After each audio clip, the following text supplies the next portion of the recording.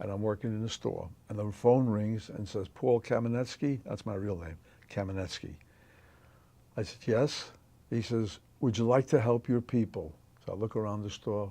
Who is this? If you want to help your people, it's very important. We know you're a Marine engineer. Be on the corner of 39th Street, southeast corner, Lexington Avenue, Thursday at 4 o'clock. A man with a black leather jacket will walk by.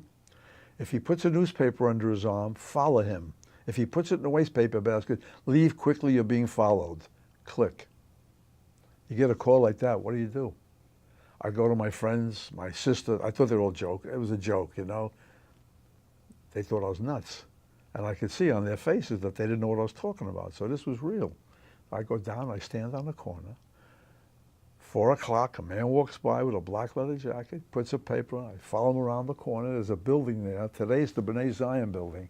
And that building is my headquarters for my AVI, American Veterans of Israel. In those days, it's a Palestinian Students Lounge. I never forget that, walking up those stairs. I saw it written on it. What's this all about? And as a young boy, my mother always said, next year, Yerushalayim, we're going to Israel. You know, but there was no Israel. There was Palestine. And the guy shakes my hand. He says, my name is Akiva Skidel. We know you're a Marine engineer.